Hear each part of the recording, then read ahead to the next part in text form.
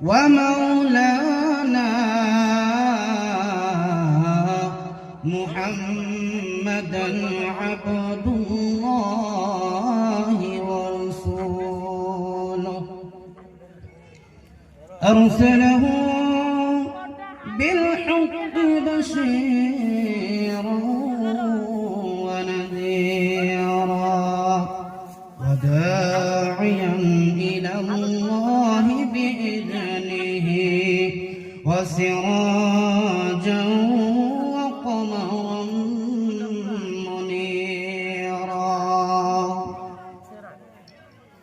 أما بعد فقد قال الله تبارك وتعالى في كلامه المجيد: أعوذ بالله من الشيطان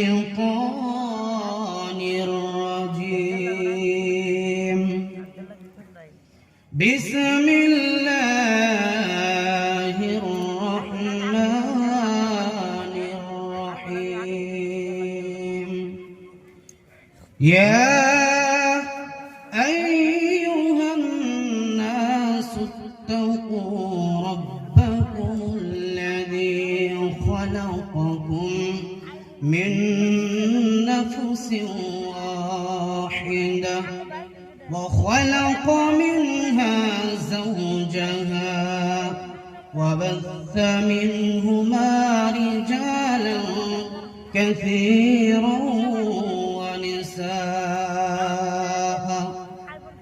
وقال تعالى في موضع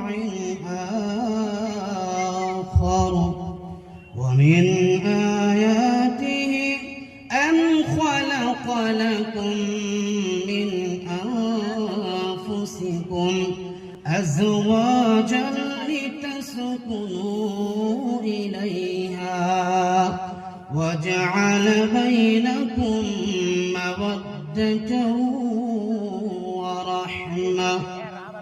وقال النبي صلى الله عليه وسلم في حديث الشريف عن عبد الرحمن بن عوف رضي الله تعالى عنه قال: قال رسول الله صلى الله عليه وسلم: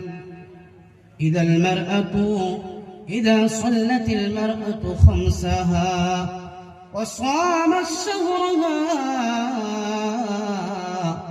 وحفظت فرجها وأطاعت زوجها قيل لها: ادخل الجنة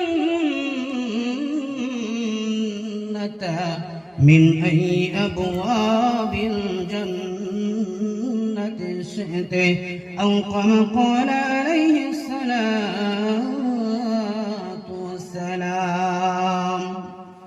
وقال تعالى في شأن حبيبه: إن الله وملائكته يصلون على النبي يا أيها الذين آمنوا صلوا عليه وسلموا تسليما كثيرا كثيرا.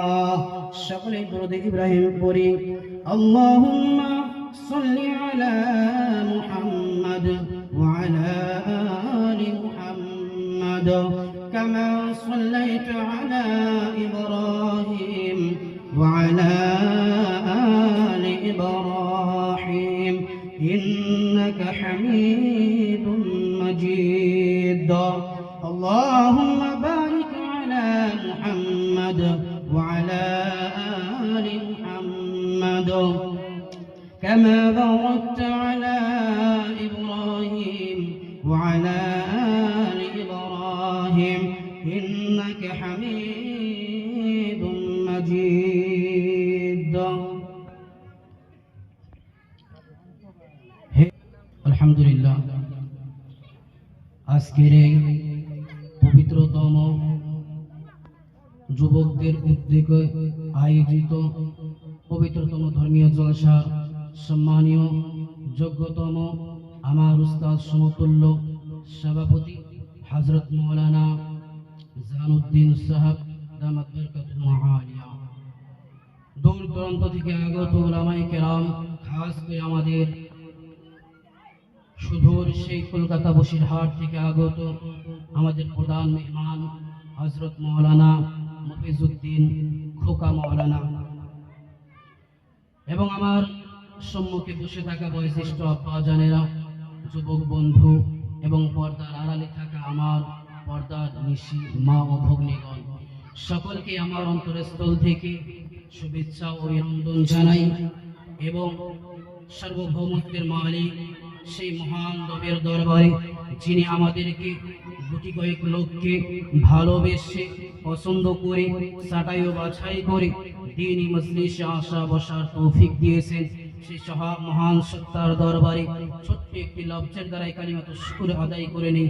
একবার সকলেই জোরে সোরে বলি আলহামদুলিল্লাহ।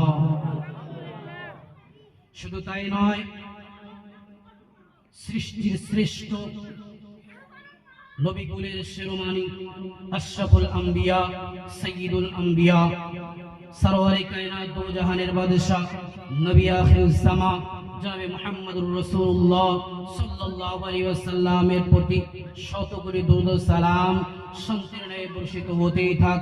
আমরা সকলেই বলি আল্লাহুম্মা আমিন, এবং তিনার উপরে দরুদ ও সালাম পাঠ করি, সকলেই বলি সাল্লাল্লাহু আলাইহি ওয়াসাল্লাম। সম্মানিত বাপসি ও ভাইরা ও যুবক বন্ধুরা, আজকে আয়োজিত ধর্মীয় জলসা খাস করে আমার যুবক বন্ধুরা আয়োজন করেছে, আমার যতটুকু জানা এবং শোনা, আলহামদুলিল্লাহ তুম্মা আলহামদুলিল্লাহ, অত্যন্ত খুশি হয়েছি। আমার যুবক বন্ধুরা আজকে এই দ্বীনের খিদমতে, এই দ্বীনের কাজে উৎসাহিত হয়ে প্রায় গ্রামে গ্রামে যুবকদের উদ্যোগে তেনারা দ্বীনি আয়োজন, দ্বীনি মাহফিলের আয়োজন তেনারা করছে। জোরে বলি কথা ঠিক কিনা? এই যে সম্মুখে আসতেছে জানুয়ারি মাস, কিছু কিছু যুবক এরকম রয়েছে যারা গান বাজনায় ব্যস্ত থাকবে। জোরে বলি কথা ঠিক কিনা? আল্লাহ রাব্বুল আলামিন আমার যে সমস্ত যুবক পরিবার বন্ধুদেরকে কবুল করেছে তেনাদের ওসিলায়, আল্লাহ রাব্বুল আলামিন এই মাহফিলটাকে কবুলিয়াতের জন্য তেনাদের ওসিলায় করিয়ে নিয়েছে। এই জন্য আমার যুবক বন্ধুদের জন্য দোয়া এবং ভালোবাসা রইল। এই যুবক এনারা খুবই একটা আল্লাহ রাব্বুল আলামিনের মাহবুব। এই যুবক এমনই একটি মাহবুব। ومن آياته أن خلق لكم من أنفسكم أزواجا لتسكنوا إليها। আমি আল্লাহ তাআলা তোমাদের পুরুষদের থেকে আমি নারীদেরকে সৃষ্টি করেছি। কেন সৃষ্টি করা হলো? এই পৃথিবীতে নারীদেরকে কেন সৃষ্টি করা হলো? আমার আল্লাহ তাআলা বলেন, যাতে করে লিতাসকুনু ইলাইহা, এই নারীদের থেকে তোমরা শান্তি লাভ করতে পারো, নারীদের থেকে শান্তি সুকুনাত তোমরা হাসিল করতে পারো। শান্তির বাহক হলো নারী। পৃথিবীর জমিনে একজন পুরুষ যতই ক্লান্তি হোক না কেন, কাজ কর্ম সারাদিন করেছে, ক্লান্ত হয়ে গিয়েছে, সন্ধ্যাবেলা নিজের হালাল স্ত্রীর কাছে যদি যায়, তার সঙ্গে দুটো মিষ্টি ভালো কথা যদি বলে ফেলে, তার অন্তরের, তার মনের, তার শরীরের সমস্ত ক্লান্তি দূর হয়ে যায়। জোরে বলি কথা ঠিক কিনা? বাবজি বলেন কথা ঠিক কিনা? আল্লাহ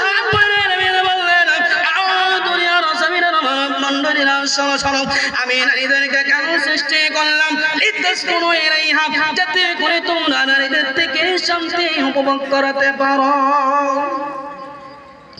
এই জন্যই আল্লাহ রাব্বুল আলামিন বলেন, এই নারী পুরুষ অর্থাৎ স্বামী স্ত্রীর মধ্যে কেমন মহব্বত হবে, কেমন ভালোবাসা হবে, আল্লাহ তাআলা বলে দিলেন, শোনো শোনো শোনো, ওয়া জাআলা বাইনাকুম মাওয়াদ্দাতাও ওয়া রাহমা।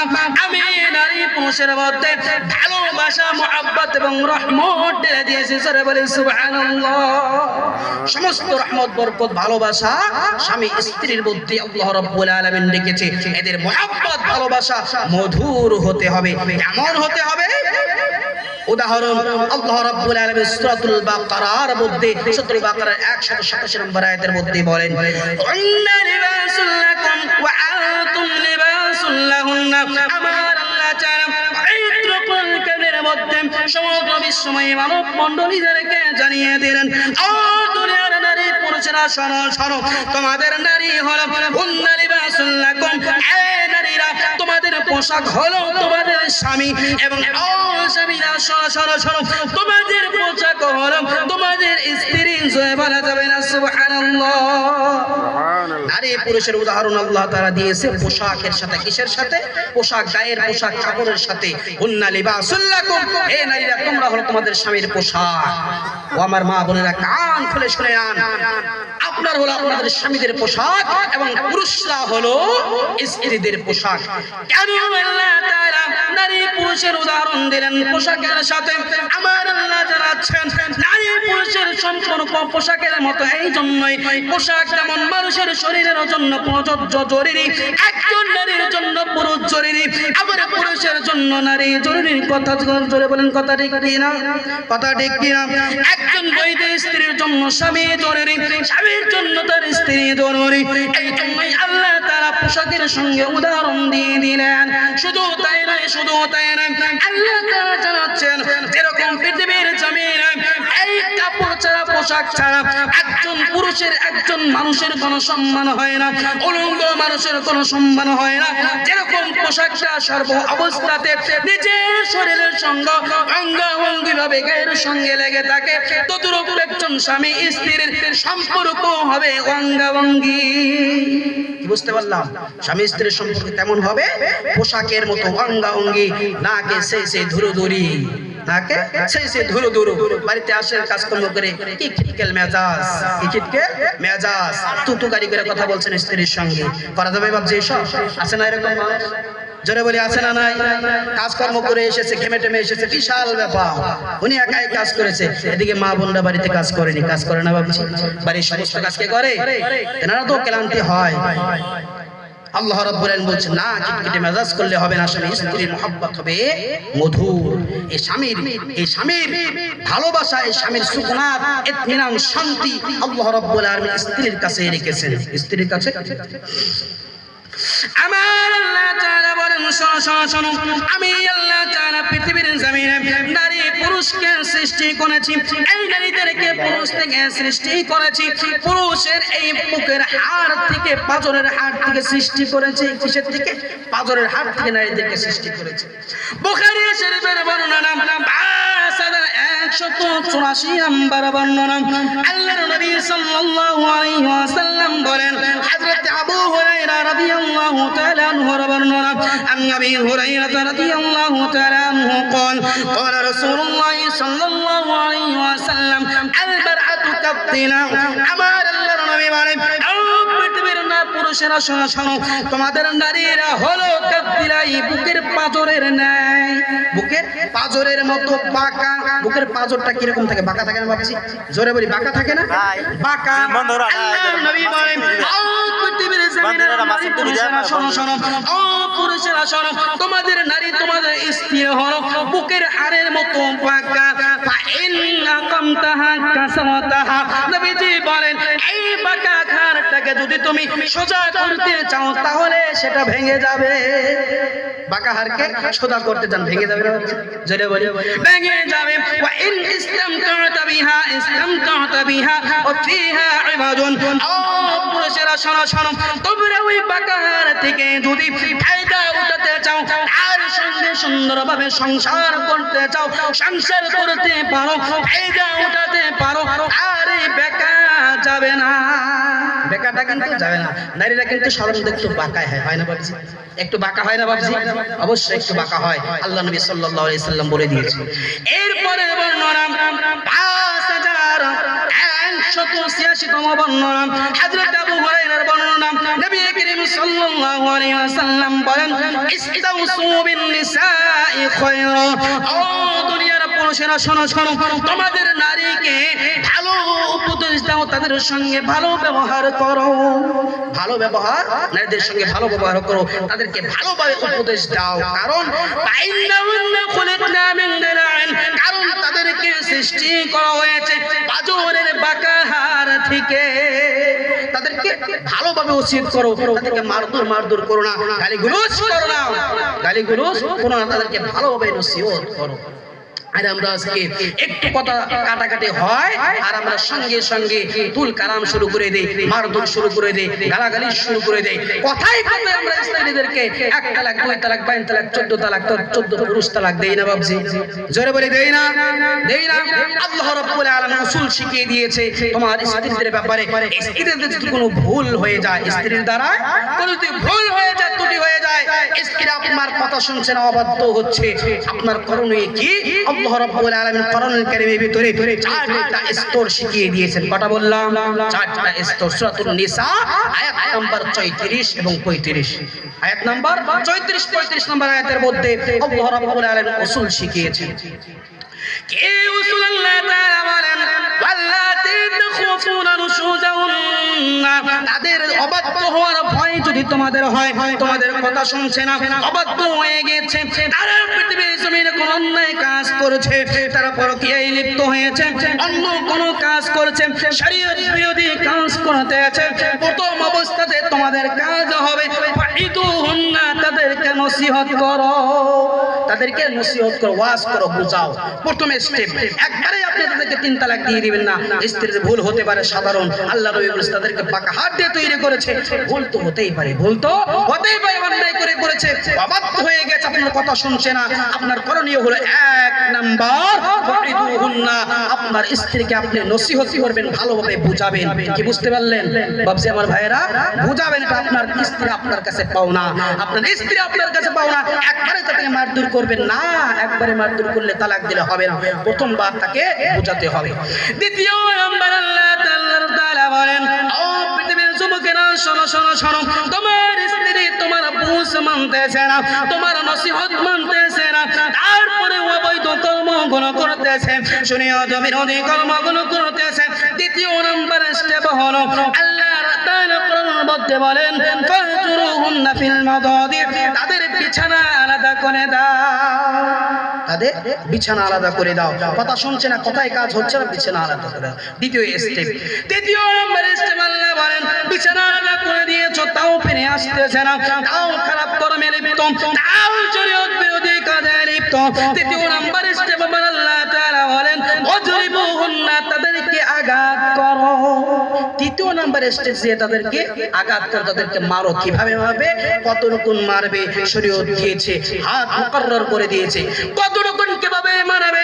আল্লাহর নবী সাল্লাল্লাহু আলাইহি ওয়াসাল্লাম বলেন ওয়ালা ইয়াদরিবিল ওয়াজহা, তাদের চেহারার মধ্যে মারা যাবে না, চেহারা মারা যাবে না। আমরা আছি অনেকেই স্ত্রীর গায়ে হাত তুলি, তাদের মুখে, তাদের গালে হাত তুলি, আছে না বাবজি?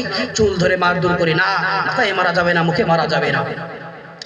আল্লাহ তাআলা বলে দিলেন তৃতীয় নম্বর স্টেপ, তোমরা যদি তোমার স্ত্রী তোমার কথা না শুনে তাকে কিছু প্রহার করো, হালকা কিছু প্রহার করো, আর শরীরে যেন দাগ না বসে, এমন ভাবে মেরো না, তার শরীরে যেন দাগ না বসে। আল্লাহ তাআলা বলেন এই কথাটাও যেন কাজ না হয়, অর্থাৎ মারার পরেও যদি কাজ না হয়, তোমার স্ত্রী যদি তোমার কথা না শোনে, আবার যদি অবৈধ কর্ম করে। এবার চতুর্থ নম্বর স্টেপ হলো আল্লাহ তাআলা বলেন ইন খিফতুম শিকাকা বাইনিহিমা, তোমার স্ত্রী যদি ফিরে না আসে তাহলে তোমার করণীয় হলো ফাবআতু হাকামান মিন আহলিহি ওয়া হাকামান মিন আহলিহা। চতুর্থ নম্বর স্টেপ হলো তোমার একজন গার্জিয়ান এবং তোমার স্ত্রীর একজন গার্জিয়ান, উভয় পক্ষের গার্জিয়ানকে একত্রিত করো একটা মীমাংসায় আনার জন্য। কি বললাম?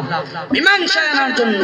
আল্লাহ তাআলা বলেন ইউরিদা ইসলাহি ইউফিকিল্লাহু বাইনাহুমা, উভয় যদি মীমাংসা চায় তাহলে আল্লাহ তাআলা সম্প্রীতি সৃষ্টি করে দেয়। জোরে বলা যাবে না সুবহানাল্লাহ? উভয় যদি মীমাংসা চায় আল্লাহ তার ভিতরে বরকত এবং রহমত ভরপুর করে দেয়। মীমাংসা হয়, আর মীমাংসা কাজ হচ্ছে না, না হবেই না। এবার আপনার স্টেপ হলো তালাকের। কিসের তালাক? আপনার স্ত্রী ফিরে আসতেছে না, অবৈধ কর্ম করছে, শরীয়ত বিরোধী কাজ করছে। চতুর্থ স্টেপের পর আপনার স্ত্রীকে তালাক দিবেন। এক নাম্বার হলো প্রথমে তালাক দিবেন একটা। কয়টা? তালাকে হাসান। তালাকে হাসান অনেকটা তালাকের প্রকার রয়েছে। উত্তম তালাক হলো এই একটা তালাক দিয়ে আপনার স্ত্রীকে ছেড়ে দেন, একটা তালাক দিয়ে স্ত্রীকে ছেড়ে দেন। এবার আল্লাহর নবী বলেন, ও পৃথিবীর নারীরা সহ পৃথিবীর পুরুষেরা সহ তোমাদের স্ত্রী হলো বেকার দিয়ে তৈরি হয়েছে, সুতরাং তোমাদের স্ত্রীকে প্রথমত তাদেরকে নসিহত করো, সুন্দরভাবে নসিহত করো। এটা আপনার স্ত্রী আপনার কাছে পাওনা। ওই দিকে কথা শুনে এসেছিলাম, আপনার স্ত্রীকে অর্থাৎ নারীদেরকে আল্লাহ তাআলা সৃষ্টি করেছে পুরুষের বুকের আড় দিয়ে। আদমের স্ত্রী হযরত হাওয়া আলাইহিস সালাতু ওয়াস সালামকে আল্লাহ তাআলা তার স্ত্রী হাওয়াকে আল্লাহ তাআলা আদমের বাম পাজরের হাড়ের দ্বারা সৃষ্টি করলো। সৃষ্টি করার পর এবার আল্লাহ তাআলা কিছু হক সম্পর্কে আলোচনা করেছেন। আমার আল্লাহ তাআলা পবিত্র কোরআনুল কারীমের মধ্যে সূরাতুল বাকারার মধ্যে বলেন, আল্লাহ তাআলা আদমকে ডেকে ডেকে বলেন, ওয়া কুল্লা ইয়া আদামু উসকুন আনতা ওয়া যাওজুকাল জান্নাহ। আল্লাহ তাআলা আদমকে ডেকে ডেকে বলেন, ও আদম শোনো শোনো শোনো, তুমি এবং তোমার স্ত্রী জান্নাতে অবস্থান করো। আল্লাহ তাআলা কি বললেন? উসকুন আনতা ওয়া যাওজুকাল জান্নাতা, তুমি জান্নাতে থাকো। এখানে লক্ষণীয় বিষয় আছে, বাবা আমার ভাই লক্ষ্য করবেন। আল্লাহ তাআলা বলেন উসকুন, এটা এক বছরের সিগা, আলিমুল আমরা আছে সবাই বুঝবে ইনশাআল্লাহ। উসকুন এক বছরের সিগা, আমরের সিগা। আল্লাহ তাআলা আদমকে লক্ষ্য করবেন, উসকুন তুমি থাকো কোথায়? উসকুন আনতা ওয়া যাওজুকাল জান্নাত, তুমি থাকো জান্নাতে, ওয়া যাওজুকাল জান্নাত, এবং তোমার স্ত্রীকে, ওয়াও মানা মা, সাথের মানা, সঙ্গের মানা, তুমি তোমার স্ত্রীকে সঙ্গে নিয়ে জান্নাতে থাকো। শিক্ষা আছে বাপজি, এখানে আল্লাহ তাআলা শিক্ষা দিয়েছেন, পৃথিবীর জমিনের পুরুষদেরকে শিক্ষা দিয়েছে। একজন নারীর হক হলো, একজন নারীর পাওনা হলো, একজন নারীর হক হলো এই একজন নারীকে বিবাহের পরে রাখার দায়িত্ব হলো স্বামীর। থাকা মেলার ব্যবস্থা এটা হলো স্বামীর কাঁধে। কার কাঁধে বললাম? স্বামীর কাঁধে। আপনার স্ত্রীকে আপনি কোথায় রাখবে এটা আপনার দায়িত্ব। আল্লাহ রাব্বুল আলামিন আদমকে লক্ষ্য করে পৃথিবীর সমস্ত মানব মণ্ডলীকে মেসেজ দিয়েছে যে তুমি তোমার স্ত্রীকে বিবাহের পরে তার জন্য থাকা মেলার ব্যবস্থা তুমি করবে। এটা তোমার স্ত্রী তোমার কাছে পাও না, এটা স্ত্রীর হক। দ্বিতীয় নম্বর আল্লাহ তাআলা বলেন, ওয়াকুলা মিন আরাগাদান হাইতু শিতুমা। আমার আল্লাহ তাআলা বলে, ও পৃথিবীর মানুষেরা শোনো শোনো শোনো, আমার আল্লাহ তাআলা আদম এবং হাওয়াকে উভয়কে লক্ষ্য করে বললেন তোমরা দুজনেই খাও। এখানে আল্লাহ তাসনিয়ার সিগা দিয়েছে, দুই বচনের সিগা দিয়েছে। তুমি অর্থাৎ আদম এবং হাওয়া তোমরা দুজনেই খাও একসঙ্গে। এখানে আল্লাহ তাআলা তাসনিয়ার সিগা একসঙ্গে কেন দিলেন? এর ব্যাখ্যা হলো এই, আল্লাহ তাআলা এখানে নারী পুরুষের উভয়ের কিছু সমান হক আল্লাহ তাআলা বর্ণনা করেছে। নারীদের কিছু হকের কথা বর্ণনা করেছে যে আপনি যে অবস্থাতে থাকবেন আপনার স্ত্রীকে সেই অবস্থায় রাখবেন। আপনি যে খাবারটা খাবেন আপনার স্ত্রীকে সেই খাবারটাই খাওয়াবেন। এই ব্যাপারে আল্লাহর নবী সাল্লাল্লাহু আলাইহি ওয়াসাল্লাম হাদিস পাকের মধ্যে বলেছেন, ইবনে মাজাহ শরীফের হাদিস, ইবনে মাজাহ শরীফের 1850 নম্বর হাদিস। কত বললাম? 1850 নম্বর হাদিস। হযরতে মুআবিয়া রাদিয়াল্লাহু তাআলা আনহু বর্ণনা, আন আবি মুআবিয়া রাদিয়াল্লাহু তাআলা আনহু قال ان رجلا سأل النبي صلى الله عليه وسلم, একজন ব্যক্তি আল্লাহর নবীকে প্রশ্ন করলো, মা হাক্কুল মারআতি আলা যাওজ, ইয়া রাসূলুল্লাহ ইয়া হাবিবাল্লাহ, একজন নারীর জন্য একজন নারীর কি হক রয়েছে তার স্বামীর উপরে? স্বামীর উপরে একজন নারীর কি হক রয়েছে? আল্লাহর নবী সাল্লাল্লাহু আলাইহি ওয়াসাল্লাম বলেন, ক্বালা ইউতিমাহা ইদা তুইমা, একজন পুরুষের উপরে নারীর হক হলো যখন যে স্বামীটা খাবে, পুরুষটা যখন খাবে তার স্ত্রীকেও খাওয়াবে। যে মানের খাবার পুরুষ খাবে সেই মানের খাবার তোমার স্ত্রীকেও তোমার খাওয়াতে হবে। এটা হলো স্ত্রীদের হক। যে মানের খাবার পুরুষ খাবে ওই মানের খাবার তার স্ত্রীকেও খাওয়াতে হবে। আপনি বাজারে যাবেন, হোটেলে যাবেন, ভালো মন্দ খেয়ে আসবেন, আর আপনার স্ত্রীর বাড়িতে ডাল ভাত রান্না করে খাবে, এটা স্ত্রীর হক আদায় জোরে বলি হক আদায় হবে না। আল্লাহ নবী সাল্লাল্লাহু আলাইহি সাল্লাম বলেন প্রথম হক হলো ইউতিমাহা ইদা তাইমা, তুমি যেমন খাবে যখন খাবে যে মানের খাবে তোমার স্ত্রীকে সেই মানে খাওয়াও। দ্বিতীয় নম্বর আল্লাহ নবী বলেন ওয়াইয়াকসুহা ইদা ইকতাসাবা, যখন তুমি পোশাক পরবে তোমার স্ত্রীকেও পোশাক পরাও, তুমি যে মানের পোশাক পরবে তোমার স্ত্রীকেও সেই মানের পোশাক পরাও। তুমি যে মানের পোশাক পরবে তোমার স্ত্রীকেও সেই মানের পোশাক পরাও। এটা স্ত্রীদের হক স্বামীর উপরে। আপনি ভালো জামা স্যুট পরবেন, ভালো পাঞ্জাবি পরবেন, 2000-3000 টাকার শীত পরবেন, আর আপনার স্ত্রীকে 200 টাকা দেওয়ার খালি কাপড় বাজার থেকে নিয়ে আসবেন, এটা স্ত্রীর হক আদায় হলো বাবজি? জোরে বলি হক আদায় হলো না? সমান অধিকার এখানে নারী পুরুষের। যে মানের কাপড় আপনি পরবেন আপনার স্ত্রীকেও সেই মানের পোশাক পরাতে। সংক্ষিপ্ত বক্তব্য আর লম্বা চড়া আলোচনা করলাম না। এবার আমি কিছু হক পুরুষদের কিছু হকের ব্যাপারে বলবো। নারীদের উপরে পুরুষদের কি হক, পুরুষদের উপরে নারীদের কি হক। এবার এই পুরুষদের হক গুলো যে নারীর উপরে রয়েছে সেই হকের ব্যাপারে প্রথমত আল্লাহ তাআলা কোরআনুল কারীমের মধ্যে বলেন, সূরাতুন নিসার 35 নম্বর আয়াতের মধ্যে আল্লাহ বলেন আর রিজালু কাওয়ামুনা আলান নিসা, পৃথিবীর জমিনের পুরুষরা হলো নারীদের সরদার। পুরুষরা নারীদের সরদার, নারীদের হাকিম। কেন কেন কেন কেন? এই জন্য বিমা ফদ্দালাল্লাহু বা'দাহুম আলা বা'দ, আমার আল্লাহ তাআলা বলেন পৃথিবীর জমিনে আল্লাহ তাআলা নারীদের তুলনায় পুরুষদের মর্যাদা বৃদ্ধি করেছে। একজন নারীর তুলনায় পুরুষদের মর্যাদা কিছুটা বেশি। আল্লাহ তাআলা বলেন ওয়ালির রিজালি আলাইহিন্না দারাজা, পুরুষদের কিছু হক আলাদা রয়েছে, নারীদের তুলনায় পুরুষদের মর্যাদা আলাদা রয়েছে, কিছু বেশি রয়েছে। কেন? বিমা আনফাকু মিন আমওয়ালিহিম, কারণ হলো পুরুষরা তার মাল সম্পত্তি নারীদের জন্য ব্যয় করে। জোরে বলে কথা ঠিক কিনা? পুরুষরা নারীদের জন্য নিজের মাল সম্পত্তি কামাই রোজগার করে নারীদের জন্য ব্যয় করে। এবার হইল কথা পুরুষদের কেমন মর্যাদা, পুরুষদের কেমন সম্মান শ্রদ্ধা, একজন নারী পুরুষকে কেমন ভাবে শ্রদ্ধা করবে।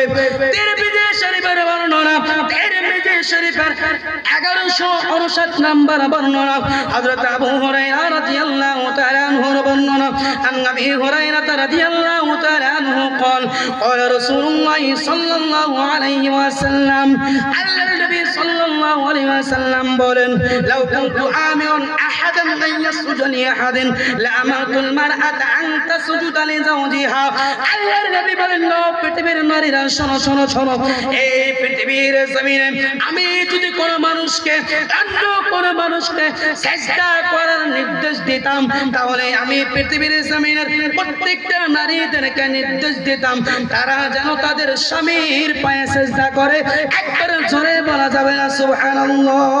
সুবহানাল্লাহ। বুঝতে পারলাম? আমি যদি পৃথিবীতে কোনো পুরুষ কোনো মানুষ হয়ে মানুষকে সিজদা করা এটা আমি হুকুম দিতাম, এটা যদি শরীয়তে বৈধ হতো তাহলে আমি সর্বপ্রথম নারীদেরকে হুকুম দিতাম তারা যেন তাদের স্বামীর পায়ে সিজদা করে। এবার বুঝুন একজন পুরুষের সম্মানটা কত বেশি। জোরে বলি কথা ঠিক কিনা?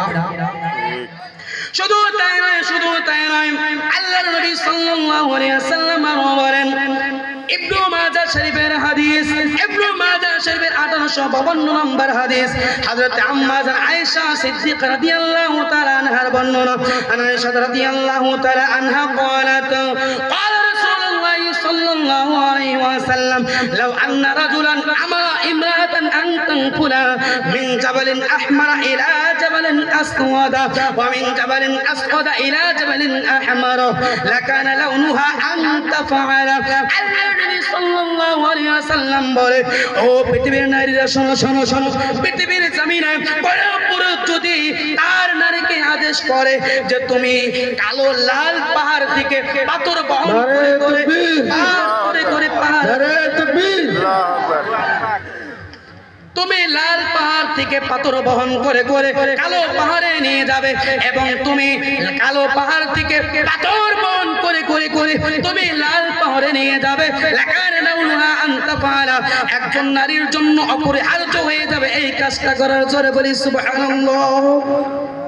আল্লাহ নবী সাল্লাল্লাহু আলাইহি সাল্লাম বলেন, কোন স্বামী যদি স্ত্রীকে আদেশ করে, হে স্ত্রী তুমি লাল পাহাড় থেকে পাথর বহন করে কালো পাহাড়ে নিয়ে যাও, এবং কালো পাহাড় থেকে পাথর বহন করে তুমি লাল পাহাড়ে নিয়ে যাও, একজন স্ত্রীর জন্য অপরিহার্য যে সে এই কাজটা করবে। জোরে বলি সুবহানাল্লাহ। তাহলে একজন পুরুষের মর্যাদা কতটুকু হতে পারে।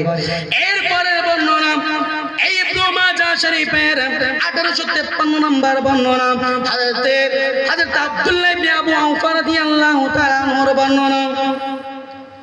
হযরত আব্দুল্লাহ ইবনে আবু আওফা রাদিয়াল্লাহু তাআলা আনহু বলেন, হযরত মুআজ ইবনে জাবাল রাদিয়াল্লাহু তাআলা আনহু যখন শাম দেশ থেকে ফিরে আসলেন, কে? হযরত মুআজ ইবনে জাবাল রাদিয়াল্লাহু তাআলা আনহু। লাম্মা কাদিমা মুআদ মিনাশ শাম সাজাদা লিন-নবী সাল্লাল্লাহু আলাইহি ওয়াসাল্লাম। হযরত মুআজ ইবনে জাবাল রাদিয়াল্লাহু তাআলা আনহু যখন শাম দেশ থেকে ফিরে আসলেন, আসার পর সাজাদা লিন-নবী সাল্লাল্লাহু আলাইহি ওয়াসাল্লাম, আল্লাহর নবী সাল্লাল্লাহু আলাইহি ওয়াসাল্লাম পায়ের মধ্যে সিজদা করলেন। করে বলি নাউযুবিল্লাহ।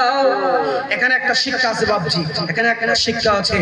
আল্লাহ নবী সাল্লাল্লাহু আলাইহি ওয়াসাল্লাম বলেন, হযরত মুআজ ইবনে জাবাল রাদিয়াল্লাহু তাআলা আনহু শাম দেশ থেকে এসে আল্লাহর নবীর পায়ে সিজদা করলেন। কার পায়ে? আল্লাহর নবীর পায়ে সিজদা করলেন। তো আল্লাহর নবী সাল্লাল্লাহু আলাইহি ওয়াসাল্লাম বলেন, মা হাযা ইয়া মুআজ, আই মুআজ তুমি এটা কি করলে? আই মুআজ তুমি এটা কি করলে? তুমি আমাকে কেন সিজদা করলে? হযরত মুআজ ইবনে জাবাল রাদিয়াল্লাহু তাআলা আনহু বললেন, আতাইতু শাম, আমি শাম দেশে আসলাম, ফাওয়াফাকতুম, আমি দেখলাম ইয়াসজুদুনা লিয়াসাকাতিহিম ওয়া বাতারাকাতিহিম, আমি দেখলাম সেখানে তাদের সর্দারদেরকে, অর্থাৎ শাম দেশে তারা তাদের সর্দারদেরকে সিজদা করে। আমি শাম দেশে যেয়ে দেখলাম সেখানে তারা তাদের সর্দার, তাদের ধর্মীয় নেতা, তাদের রাজনৈতিক নেতাদেরকে তারা সিজদা করে। ফাবাদিতু ফি নাফসি আন্না ফাআলা যালিকা বিকা ইয়া রাসূলুল্লাহ, আমি অন্তরে অন্তরে আমি এটা মনে মনে করলাম, আমি যে এই কাজটাই আমলটা আপনার সঙ্গে করব, অর্থাৎ আমিও আপনার পায়ে সিজদা দিব। কে বললেন? হযরত মুআজ ইবনে জাবাল রাদিয়াল্লাহু তাআলা আনহু।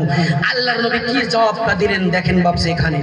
আল্লাহর নবী বললেন, ফালা তাফআলু, হে মুআজ শোনো শোনো শোনো, না না কখনোই না, তুমি আমার পায়ে সিজদা দিবে না, আর কখনোই কর্ম করবে না। পৃথিবীর জমিনে কোনো মানুষকে সিজদা দিতে পারে না, কোনো মানুষ সিজদা দিতে পারে না।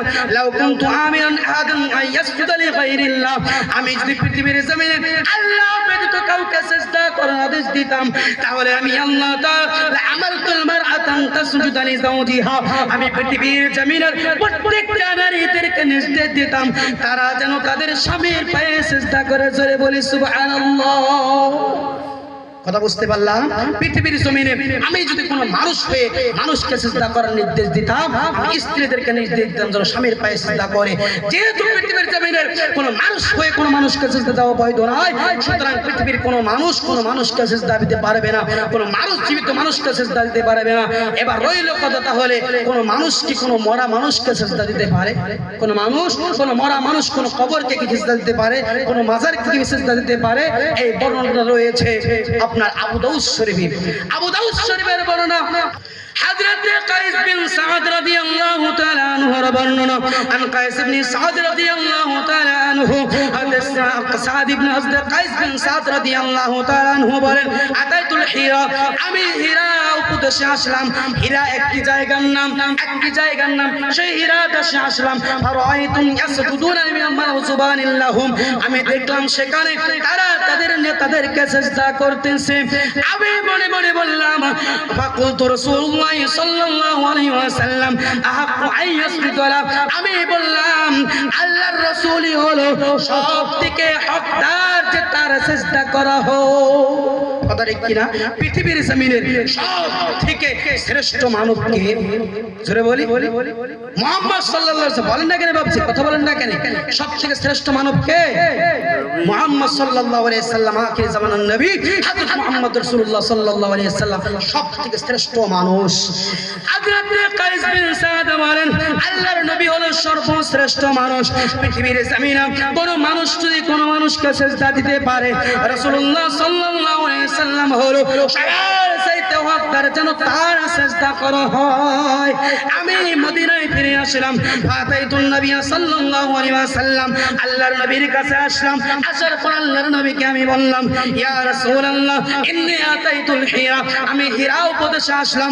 আসার পরে আমি দেখলাম, আমি দেখতে পেলাম রাআইতুহুম ইয়াসজুদুনা লিমারজুবানিল্লাহুম, তারা তাদের নেতাদেরকে সিজদা করতেছে। ইয়া রাসূলুল্লাহ আনতা ইয়া রাসূলুল্লাহ আফওয়ান নাসজুদু আলা, আয় আল্লাহর রাসূল আপনি তো সবার হকদার, আমরা আপনার সিজদা করি। হযরত কায়েস বিন সাদ রাদিয়াল্লাহু তাআলা আনহু বললেন, ইয়া রাসূলুল্লাহ আপনি তো হকদার, যেন আপনার সিজদা করা হোক, যেন আপনার সিজদা করা হোক। আল্লাহর নবী কি জবাবটা দিলেন শুনেন। আল্লাহর নবী বলেন, সাহাবী শোনো শোনো শোনো, আরাইতা লাউ মারাতা বিকবরি, ও কায়েস বিন সাদ শোনো শোনো শোনো, আমি যদি দুনিয়া থেকে চলে যাই, আমি যদি দুনিয়া থেকে ইন্তেকাল করি, আমি যদি মরে যাই, আমার কবরের পাশ দিয়ে তুমি যদি অতিবাহিত হও। আল্লাহ নবী তখন জীবিত, কিন্তু কি বলছেন, যদি আমি মরে যাই, কি বললেন, আমি যখন দুনিয়া থেকে চলে যাব আমার কবর হয়ে যাবে, এবার আমার কবরের পাশ দিয়ে, আমার মাজারের পাশ দিয়ে তুমি যখন অতিবাহিত হবে, আকুনতা তাসজুদুলা, এই কায়েস বিন সাদ তুমি কি সেই কবরকে সিজদা করবে? দেখেন প্রশ্ন, কার প্রশ্ন? আল্লাহর নবীর প্রশ্ন। হযরত কায়েস বিন সাদ কে, হযরত কায়েস বিন সাদ কি উত্তরটা দিলেন? হযরত কায়েস বিন সাদ বলছেন, লা ইয়া রাসূলুল্লাহ, না না, আপনার কবরকে তো আমি সিজদা করব না। আল্লাহর রাসূল বললেন, শোনো শোনো, ও কায়েস বিন সাদ ফালা তাফআলু, কখনোই করো না, করো না। যেরকম দুনিয়ার জমিনের জীবিত মানুষ মানুষকে সিজদা করতে পারবে না, ততটা পৃথিবীর জমিনের কোন জীবিত মানুষ, কোন মরা মানুষ কোন কবরকে সিজদা করতে পারবে না। কোন মানুষ, জীবিত মানুষ কোন কবরকে, কোন মাজারকে সিজদা করতে পারবে না। আল্লাহ নবী এক বাক্যে জবাব দিয়েছেন, না কখনোই না। কারণ বাইনাও কুনতু আমিরান আহাদিন ইয়াসুদু লিআহাদিন আইয়াসজুদনা লিআজওয়াজিহিন্না, ও কায়েস বিন সাদ শোনো শোনো শোনো, যদি দুনিয়ার জমিনের কোন মানুষকে সিজদা করা জায়েজ হতো, আমি পৃথিবীর জমিনের নারীদেরকে নির্দেশ দিতাম তারা যেন তাদের স্বামীর পায়ে সিজদা করে। কি বুঝতে পারলাম? যদি সিজদা করা মানুষ হয়ে মানুষকে জায়েজ হতো, আমি নারীদেরকে নির্দেশ দিতাম তারা যেন তাদের স্বামীর পায়ে সিজদা করে। তাহলে বুঝেন বাপসি আমার ভাইয়েরা, একজন পুরুষের কতটা সম্মান আল্লাহ তাআলার কাছে একজন নারীর তুলনায়। দ্বিতীয় নাম্বার, পৃথিবীর জমিনের কোন জীবিত মানুষকে সিজদা করতে পারবে না। পৃথিবীর জমিনের কোন জীবিত মানুষ কোন মারা মানুষকে সিজদা করতে পারবে না, কোন কবরকে সিজদা করতে পারবে না, কোন মাজারকে সিজদা করতে পারবে না। পৃথিবীর জমিনে কোন মানুষ যদি কোন মাজারকে সিজদা করে, কোন কবরকে সিজদা করে, বুখারী শরীফের বর্ণনা, আল্লাহর নবী সাল্লাল্লাহু আলাইহি সাল্লাম বলেন, উলাইকা শিরারুল খালকি ইয়াউমাল কিয়ামাতি ইনদাল্লাহ, যারা পৃথিবীর জমিনের কবরকে সিজদা করলো তারা আল্লাহর নিকটে সর্বনিকৃষ্ট বান্দা হয়ে যাবে। জোরে বলি আউযু বিল্লাহ। পৃথিবীর জমিনে যারা কবরকে সিজদা করলো তারা আল্লাহ তাআলার নিকটে সবথেকে নিকৃষ্ট ব্যক্তি। আমার মা ও বোনেরা, আপনাদের উদ্দেশ্যে আপনার স্বামীর এত সম্মান মর্যাদা, এই স্বামীর মর্যাদাকে আপনাকে রাখতে হবে, এই স্বামীর অনুগত আপনার করতে হবে, এই স্বামীর কথা আপনাকে মেনে চলতে হবে।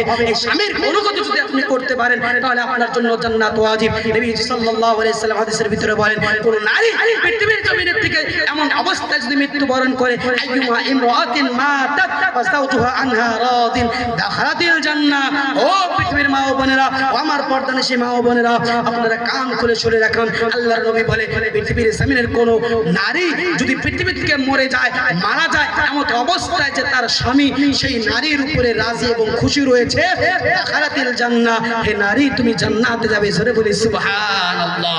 ও নারী, ও আমার মা ও বোনেরা, তুমি যে তোমার স্বামীকে সন্তুষ্টি করে, তোমার স্বামীকে রাজি করে দুনিয়া থেকে যেতে পারো, তাহলে তোমার ঠিকানা হবে জান্নাত। এই স্বামীর অনুগত্য যদি করে পারো, পৃথিবীর জমিনের থেকে তুমি তোমার স্বামীর অনুগত্য করে যদি যেতে পারো, তাহলে তোমাকে কিয়ামতের ময়দানে আল্লাহ রাব্বুল আলামিন আটখানা জান্নাত থেকে তোমাকে ডাকবে। জোরে বলি সুবহানাল্লাহ।